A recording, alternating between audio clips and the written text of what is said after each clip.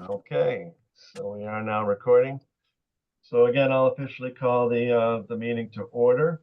We will start with some public comment. So I'll open it to public comment. If Bob, you want to see who's raising their hands, or let dictate who wants to speak first. Yeah, Whoever so if comes first. somebody wants to comment, either use your raise your hand, or if your camera's on, let me see you raising your hand. Just scroll through. Reduce that down to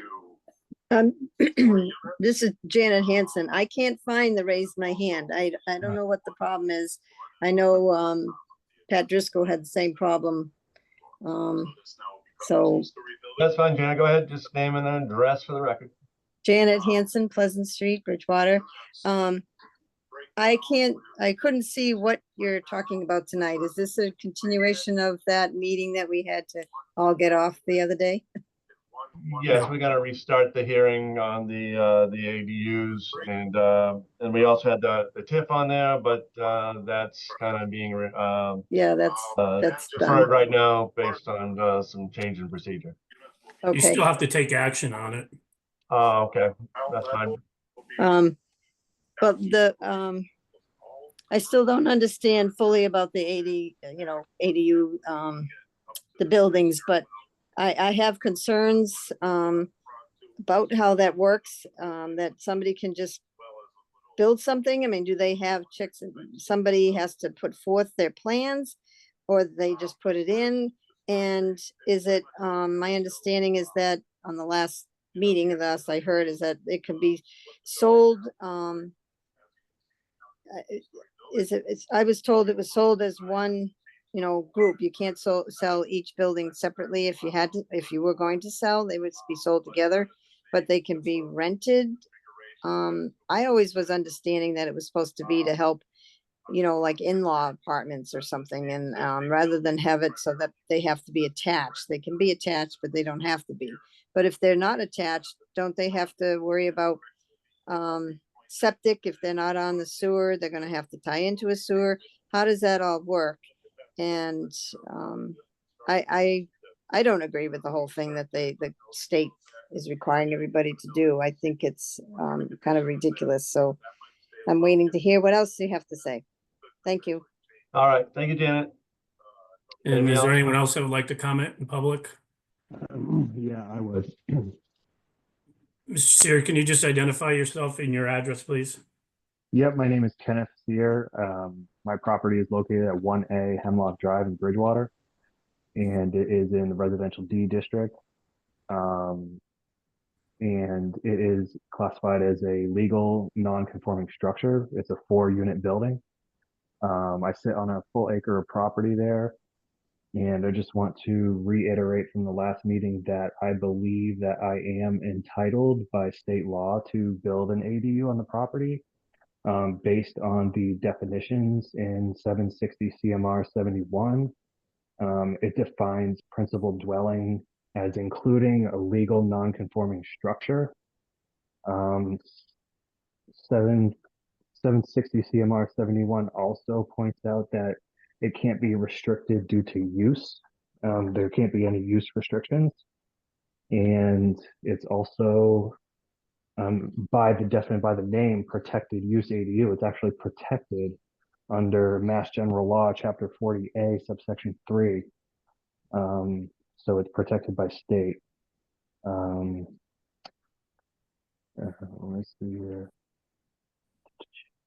It says Mass General Law 40A says no zoning ordinance or bylaw shall prohibit, unreasonably restrict, or require special permit or other discretionary zoning approval for the use of land or structures for a single accessory dwelling unit in a single family residential zoning district.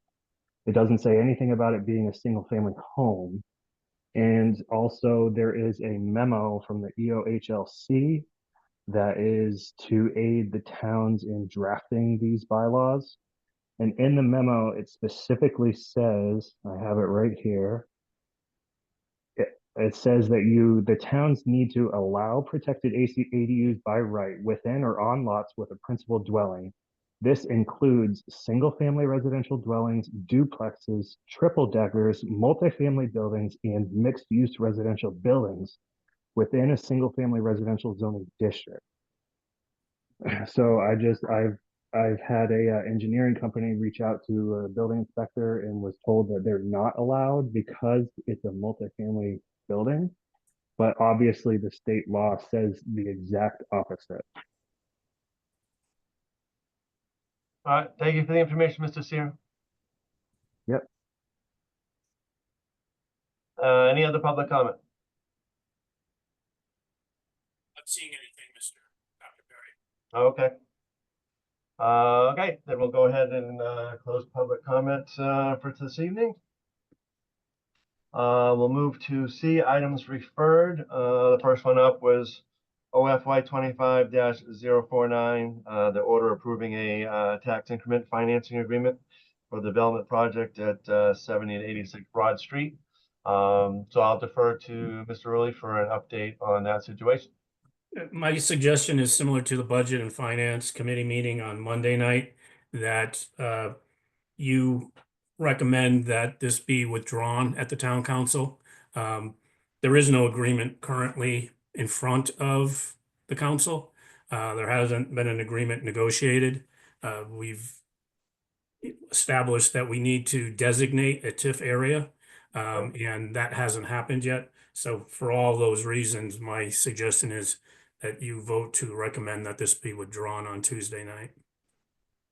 That's fine. Yeah, from what I've heard and what I heard at the Budget and Finance Committee on it as well, it needs to be in an updated form, in a form of a ordinance later on, so a public hearing can be had on it, as well as, like you said, a TIF area set up for that. So there's some different procedural things have to take place. So as a subcommittee, I'll certainly just have a motion to recommend to the council that they withdraw this order at this time. I'll Is there a motion, motion to do so? I'll motion to do that. Thank you, Mary. Do I have a second? I'll make a second. Second by Fred. Any further discussion on this item, guys? Seeing none, all those in favor of recommendation of tabling this item for the town council in order to redo the procedure, signify by saying aye. Aye. Aye. Any opposed? Okay, motion carries on that. We will definitely now reopen the public hearing. It is now 7:16. Regarding the proposed zoning ordinance D FY 25-014. Zoning amendment for the accessory dwelling units. Unfortunately, our last meeting got interrupted. We could not finish the hearing, so we'll reopen the hearing as of this evening. At the last meeting, we did hear from the members of the planning board and planning director Shane O'Brien regarding what the planning board had done with their draft with this. I'll certainly defer to Mr. Rowley for any updates or comments he'd like to make regarding what the planning board and planning department has done on this. Yeah, thank you, Dr. Perry. I mean, just to address some of the questions and concerns that Ms. Hanson raised. Correct, you cannot sell off an accessory dwelling unit from the principal structure on the property. If in fact a detached ADU is going to be constructed on a property, it has to have its own connection to a septic system and or sanitary sewer. Same thing with water and electric. We've already had, within our existing zoning, as we talked about at the last meeting, we had something we called expanding living space in the zoning ordinance. So we were a little bit ahead of the curve in terms of allowing ADUs. This is state law. So the state law expands what the size of the ADUs can be. The purpose of the state adopting this legislation was to promote more housing, to address the housing crisis in the state. Our ordinance does not allow for these to be short-term rentals, Airbnb, or things of that nature. Really, we're not changing much more than what we already had within our ordinance. To Mr. Sears' concerns, I I would defer that to the town attorney. I will reiterate that, there is a process available if the building official denied Mr. Sear an application to construct an ADU, he can appeal that to the zoning board of appeals. But I think, given some confusion perhaps in the language from the state in what the town ordinance is, it might be prudent to have the town attorney offer an opinion on it as well.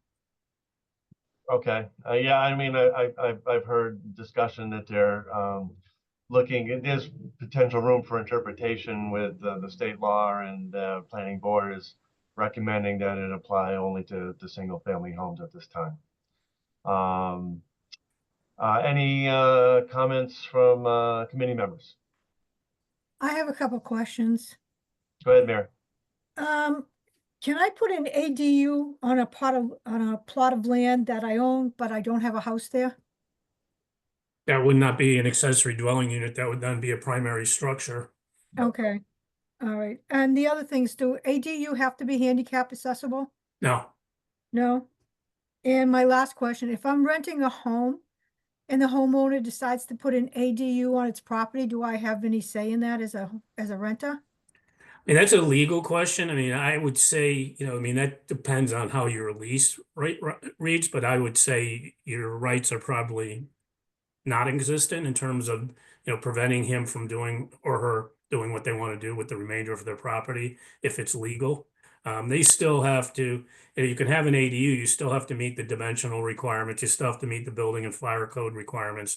There's no free pass on any of that, but that would be a matter between a tenant and a landlord. Most leases, typically on residential leases are a year anyways. So, the choice would be that you just wouldn't renew. Okay, thank you. That's it. Thank you, Mary. Mr. Chase, any questions, comments? No, I think not. I'm very supportive of the measure, and I'm looking forward to our consideration of it tonight. Very good.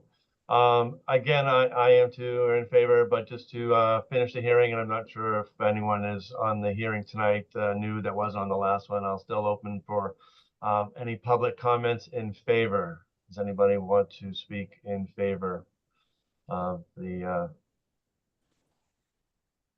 Again, zoning if you ordinance? can't find the raise your hand, just unmute yourself. Yeah, unmute and speak, and be you'll pop up on my screen as someone who wants to speak here too. All right, and no one else. Anyone want to speak against the ordinance as written? So, Mr. Stone, can we just play while Janet Hanson. Go ahead, Pleasant- Janet. Janet Hanson, Pleasant Street. I'm kind of in the middle of the road there. I'm not for this, but I guess it's state that you don't necessarily can get away from it. But I do like the idea, if I'm hearing you right, of this needed to be a single family home. And if somebody wanted to put the accessory dwelling in there, but I'm still concerned about where is it allowed? Is it allowed anywhere in town? I mean, if you buy a home and you see another nice home next to you, you're not anticipating that they're going to squish something else next to you. And now you have, two homes next to you, and you didn't buy that area. It's all single family homes, and all of a sudden somebody's sticking in more and more.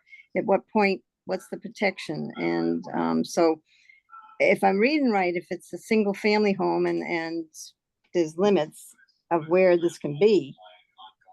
So currently they're allowed in residential AB, C and D, Gateway and East Gateway districts. But as I mentioned previously, they still have to meet the dimensional requirements in terms of setback and lot coverage. So your point is well taken in terms of, you don't want somebody building something that you didn't expect, but I mean, really, it's really no different than if they added a garage to their house after they moved in. They still have to meet the setback requirements, the lot coverage requirements, the height restrictions. So there are some guardrails in place. Okay, do they do like any other building? They have to notify residents, with the little green cards and do the abutters get notified like any other building? In those districts, they would be allowed to do it by right, but again, they have to apply for a building permit. So the building official would need to verify that they're meeting all the dimensional requirements. No, I just think it kind of stinks. And how close can they be to somebody else's property? That I wasn't It sure. depends what the setback is in that particular zone. I mean, setbacks generally are, anywhere from 15 to 20 feet to 30 feet, depending on the zone. That's as close as they can be to somebody else's property? Yep. It depends Huh. on the size of the property, the size of the building, Janet. There's accessory Uh-huh. building guidelines as well for smaller buildings like sheds and garages. But this Right. would be a larger 900 square feet or larger. All right, well, Different I'm not in setback favor, requirements. I'm not in favor of the whole idea, but if you're writing it so that it helps protect to keep it, single family homes and not what everybody would fear, then I would say, okay, if that's the way you're gonna write it, but I guess I can't change the state's mind. I So, mean, I However, think to your following state law. concern, Mrs. Hanson, is that the fact that they have to have, if there wasn't sewer there, that they would have to have a separate septic system. That probably would make it cost prohibitive or even physically possible. Right. Same thing is to connect, to the public sewer and public water, a separate connection. I mean, that's not a small expense. yeah, one can hope. All right, And- thank you. So most ADUs will probably be attached to homes and not Correct. individual buildings. That's correct. Yeah, if Yeah. they're attached to the regular building, that's okay, to a point. You have to go through all that, but yeah, all right. Thank you. Thank you, Janet. Any other public comment? Yep, I just want to reiterate that Go ahead, Ken. I'm against it as written, just the part about saying that it can only be on a property with a single family home. The law is pretty clear. I don't think there's any gray area there. It defines primary structure of saying that it includes non-conforming structures. So I really don't understand how they can say single family home when the legal definition includes non-conforming structures. And also, like I said, the EOHLC who wrote the law that's providing guidelines to the town, it literally defines them as including single family dwellings, duplexes, triple deckers in multifamily buildings. So I just want to, say that, I'm going to go ahead and pull the building permit, do it. But if it's not accepted, it could open up the town to be legally challenged for noncompliance. Thank you, Mr. Sear. Mr. Rulli, any further comment on that? No, as I said, I mean, I think that I would again recommend that we have the town attorney opine on that. Yeah, we can take a look at that between now and when it is brought forth before the council. Okay. Again, with, And we have the recommendations from, planning board and then the CED department, so. Yep. I just want, like I said, if you look at the statute, it's pretty cut and dry. I don't think there's really any gray area there. And, like I said, I am going to be going ahead and applying for the building permit because I can still qualify under state law, even if you don't have the ordinances drafted yet. It has to default to the state law. And like I said, I just want to reiterate too that it is defined as a protective use under Mass General Law, Chapter 40A, which also, covers things as religious, facilities, childcare facilities, educational facilities. It now includes these protected use ADUs.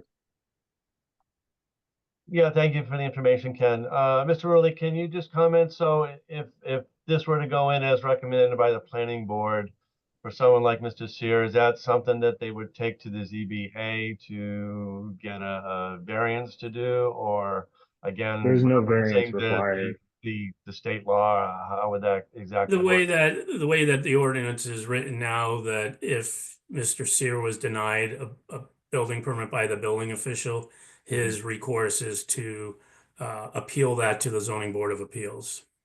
Okay. Yeah, and then I think if the that allows us to take it as a case-by-case basis as well, Right. and just gives us a standard that the town can go by, at least with the single-family home situation. Okay. Yeah, and I just to that aspect is that if it does get denied by the ZBA, then it will obviously go to a land court or superior court. That's correct. Understand, Mrs. Sear. Thank you. Yep, thank you. Any other comments before I close public comment on the hearing? Not seeing anything. Dr. Okay. Curry.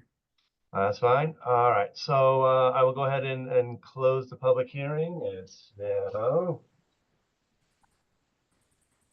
7:29. So we'll close the public hearing at 7:29, and I'll entertain a motion to recommend to the town council as recommended by the planning board.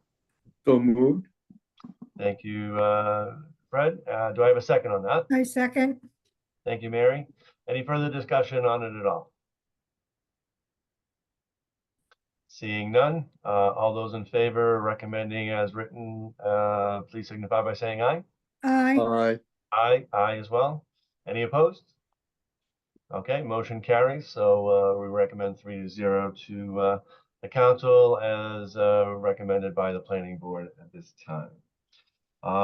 That's the only thing left on the agenda. Do I have a motion to adjourn? So moved. Thank you. And do I have a second? Second. All right. All those in favor of adjournment, please signify by saying aye. Aye. Aye. Aye. Any opposed? All right, we are adjourned. Thank you, Mr. Rulli, for joining us, and have a good night, everybody. Okay, thank you, everyone. Have a good All night. right, bye-bye. Good night.